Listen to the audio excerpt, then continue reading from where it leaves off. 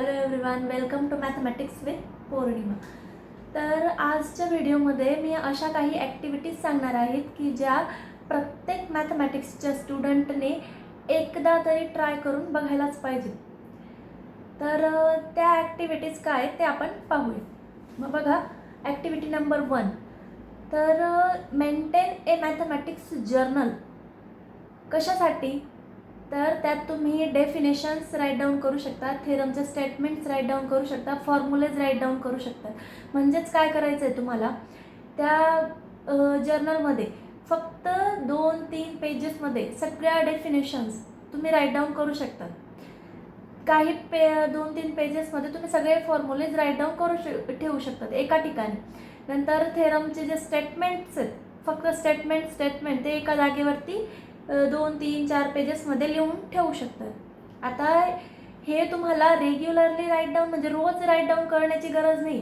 तुम्ही आठवड्यातून एकदा ते अपडेट करू शकतात. म्हणजे तुमचं आजपर्यंत जेवढं शिकवून झालं आहे त्यातले सगळे डेफिनेशन्स एका जागेवर, फॉर्म्युलेज एका ठिकाणी आणि थेरमचे स्टेटमेंट्स एका ठिकाणी. आता पुढच्या आठवड्यात पुढे जे झालं ते अपडेट करत राहायचं. तर असं केल्याने तुमचं बघा, एक्झाम येते तोपर्यंत सगळ्या डेफिनेशन्स ह्या एका ठिकाणी असतील, सगळे फॉर्म्युलेज एका ठिकाणी आणि सगळ्या थेरमचे स्टेटमेंट एका ठिकाणी. आता हे कशासाठी करायचं? तर जेव्हा आपण अभ्यास करतो तर अभ्यास करताना आपल्याला कुठली तरी एखादी डेफिनेशन अडते, ती आपल्याला माहीत नसते. मग आपण तिला शोधण्यासाठी मागचे पेजेस पलटवतो, शोधतो. तर ते शोधण्यामध्ये आपली बरीचशी एनर्जी, बराचसा वेळ जातो की त्यामुळे आपल्याला मग तो सब्जेक्ट बोर वाटायला लागतो की एवढी एनर्जी तिथे लॉस्ट झाल्यामुळे आपल्याला ते मग पुढे अभ्यास करण्याची इच्छा पण नाही होत. तर हे एका ठिकाणी राईट डाऊन केल्यामुळे ते पटकन सापडतं, पटकन रिकॉल करता येतं, रिवाईज करता येतं आणि पटकन आपण लगेच पुढच्या अभ्यासासाठी रेडी होऊन बसतो. तर हा होता आपला पहिला पॉईंट, तुम्हाला मॅथमॅटिक्सचं जर्नल राईट डाऊन करायचं आहे. नंतर सेकंड जो पॉईंट आहे आपला तो असा आहे की जे तुमचे ओल्ड टॉपिक्स आहेत ते तुम्ही रेग्युलरली रिवाईज करायला पाहिजे. Revise old topics regularly instead of learning new ones. तर फक्त नवीन शिकत असण्यापेक्षा मागे जे शिकलो आहे ते रिवाईज करण्यासाठी वेळ दिला गेला पाहिजे. तर बघा, जेव्हा स्वामी विवेकानंदांना विचारलं गेलं होतं की एक झाड तोडण्यासाठी जर तुम्हाला 8 तास दिले तर तुम्ही ते 8 तास कसे वापरणार?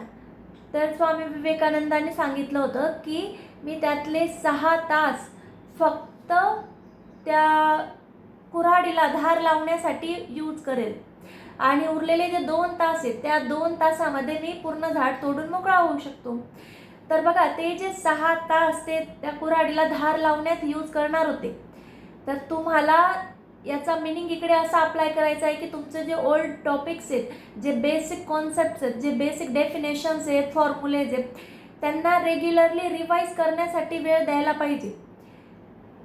कारण तुमचं पुढचं जे पण काही नवीन शिकणार आहे, जे पण काही नवीन लेक्चर्स तुम्ही अटेंड करणार आहे, तर त्या नवीन लेक्चरसाठी सगळं काही कुठून येणार आहे? तर मागून येणार आहे. आणि जर तुमचं मागचं सगळं क्लिअर असेल, कळलेलं असेल, तुम्ही रिवाईज करत असणार रेग्युलरली, तर तुम्हाला पुढचं स्टडी करण्यासाठी जास्त प्रॉब्लेम्स येणार नाही.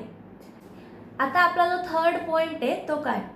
Draw graphs a diagram to visualise concept. तर ज्या पण कॉन्सेप्ट आपण शिकतोय ना त्या व्हिज्युअलाइज करण्यासाठी ग्राफ्सचे किंवा डायग्रॅम्सची मदत घ्या.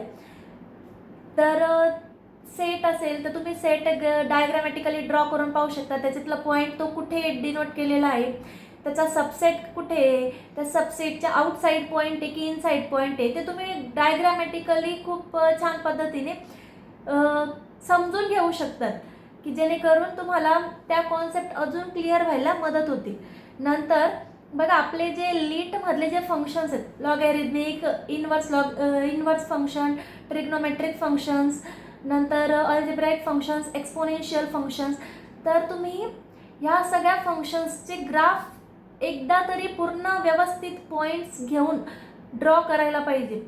तुम्ही त्याच्यासाठी एक ड्रॉइंग बुक घेऊ शकतात आणि ड्रॉइंग बुकमध्ये असे त्या साईजनुसार तुम्ही मोठे असे छान ग्राफ्स ड्रॉ करायला पाहिजे. आता 1-1-on-2 असेल किंवा अजून काही कॉन्सेप्ट आहेत की ज्या ग्राफिकली चेक करायला खूप इझी असतात. डेरिव्हेटिव्ह इंटिग्रेशन वगैरे त्याचा पण मिनिंग जॉमेट्रिकली चेक करता येतो. तर त्या सगळ्यांसाठी तुम्ही एकदा तरी ड्रॉइंग बुकमध्ये हे सगळे ग्राफ्स छानपैकी ड्रॉ करायला पाहिजे. आणि ही जी ॲक्टिव्हिटी ती तुम्हाला खरंच खूप हेल्प करेल तुमच्या ज्या बाकीच्या ज्या गोष्टी ते चेक करण्यासाठी. तुमचं थेरॉटिकल डेफिनेशन चेक करण्यामध्ये बराच वेळ जातो, पण त्या आपण व्हिज्युअलाइज करून त्या ग्राफ्समध्ये पटकन चेक करून आन्सर करू शकतो. तर आता आपली जी पुढची ॲक्टिव्हिटी ती अशी आहे की तुम्ही दुसरं कुणाला तरी एखादा टॉपिक टीच करून पाहिला पाहिजे, किंवा जर तुम्ही कोणाला टीच नाही करू शकत आहे तर तो मोठ्याने एक्सप्लेन करायला पाहिजे. स्वतः आपण एक्सप्लेन करून सांगू शकतो. तर त्यामुळे काय होतं की आपल्याला कॉन्फिडन्स येतो की तो जो टॉपिक आपण शिकवण्यासाठी प्रिपेअर करतो तर तेव्हा प्रिपेअर करताना आपण तो एकदम परफेक्टली छानपैकी करतो. आणि तेव्हा आपल्याला पण कळतं की याच्यात कुठे कोण काय डाऊट्स विचारू शकतं किंवा काय काय डाऊट्स येऊ शकतात. जसं टीचर्स डेला जर तुम्ही पार्टिसिपेट केलं असेल तर त्या दिवसासाठी आपण कुणाला तरी शिकवण्यासाठी तो टॉपिक जो प्रिपेअर केलेला असतो तो आपण कधीच नाही विसरत. तर लॉंग टर्ममध्ये रिकॉल करण्यासाठी, लक्षात ठेवण्यासाठी असेल किंवा अजून छान तो टॉपिक समजून घेण्यासाठी असेल तर एकदा तरी तो कुणाला तरी शिकवून बघा. आणि नसेल कोणी मिळत शिकवायला तर स्वतःच मोठ्या आवाजाने स्वतःलाच एक्सप्लेन करा एकदा. तर ही होती आपली एक ॲक्टिव्हिटी. तर आपली ॲक्टिव्हिटी नंबर 5 आहे ask why for every formula instead of memorising it. तर फॉर्म्युल्यांना फक्त मेमोरायझिंग करून पाठ करण्यापेक्षा प्रत्येक गोष्टीला, त्या फॉर्म्युल्यातल्या प्रत्येक गोष्टीला व्हाय क्वेश्चन विचारून बघा. तर ही व्हॅल्यू इथेच काय आहे, हा नंबर इथेच कसा येईल, जर तो नाही घेतला तर काय होईल, जर मी ती गोष्ट तिथून काढून टाकली तर कुठे प्रॉब्लेम होईल. तर ह्या सगळ्या प्रश्नांची उत्तरं शोधत आपल्याला त्या फॉर्म्युल्याच्या प्रत्येक गोष्टीचं महत्त्व कळतं. ह्या नंबरचं हा इथेच काय, डिनॉमिनेटरला का नाही, न्यूमरेटरलाच काय, ही व्हॅल्यू मल्टिप्लाय नाही केली तर काय होईल. तर त्या सगळ्या गोष्टींचं महत्त्व कळल्यामुळे आपल्याला तो फॉर्म्युला इझिली रिकॉल होतो. तर प्रत्येक फॉर्म्युल्यासाठी व्हाय क्वेश्चन विचारून आपण त्याला खूप छान पद्धतीने लक्षात ठेवू शकतो.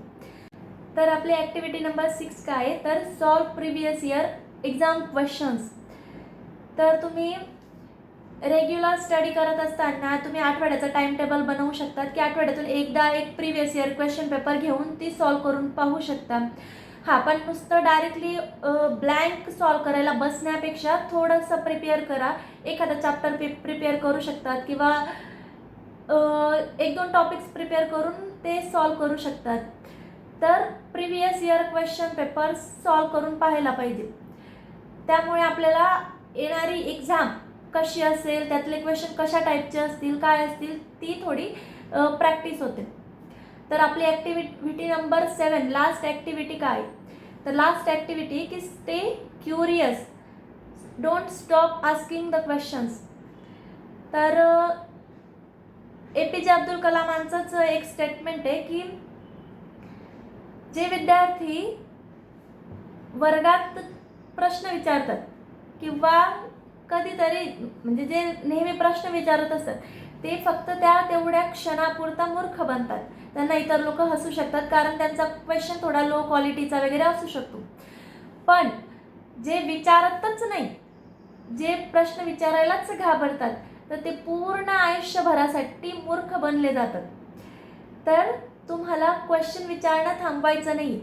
तुम्हाला प्रत्येक वेळेला क्वेश्चन विचारत राहायचे. टीचर्स असतील, फ्रेंड्स असतील, तुम्हाला जिथून कुठून आन्सर मिळू शकतं तुम्ही क्वेश्चन विचारायला पाहिजेत. तर ह्या होत्या 7 ॲक्टिव्हिटीज की ज्या प्रत्येक स्टुडंटने, मॅथमॅटिक्स स्टुडंटने एकदा तरी ट्राय करून बघायला पाहिजे. तर आजच्या व्हिडिओमध्ये आपण ह्या 7 ॲक्टिव्हिटीज पाहिल्या. तुम्ही ह्या सगळ्या ॲक्टिव्हिटीज एकदा ट्राय करून पाहू शकता आणि तुमचा जो अनुभव असेल तो तुम्ही माझ्याबरोबर शेअर करू शकता की खरोखर तुम्हाला त्या ॲक्टिव्हिटीजचा काही फायदा झाला की नाही. तर अजून एक गोष्ट की तुम्ही पूर्ण आठवड्यासाठी शेड्यूल बनवून पाहू शकता की एक दिवस फक्त क्वेश्चन पेपर सॉल्व करण्यासाठी, एक दिवस जर्नल मेंटेन करण्यासाठी, एक दिवस ग्राफ्स ड्रॉ करण्यासाठी आणि एक दिवस कोणाला तरी एखादी कॉन्सेप्ट, एखादा टॉपिक शिकवून पाहण्यासाठी. एखाद्या आठवड्यात एखादी ॲक्टिव्हिटी स्किप केली तरी चालेल. स्वतःला फोर्स नाही करायचा आहे, एन्जॉय करायचं आहे ह्या सगळ्या ॲक्टिव्हिटीज, की जेणेकरून तुम्हाला मॅथमॅटिक्स पण खूप इंटरेस्टिंग वाटेल आणि तुम्ही पण मॅथमॅटिक्स एन्जॉय करू शकणार. तर जर व्हिडिओ आवडला असेल तर व्हिडिओला लाईक करा, शेअर करा आणि अजून अशा छान छान गोष्टी पाहण्यासाठी, शिकण्यासाठी चॅनलला सबस्क्राईब करा. थँक्यू.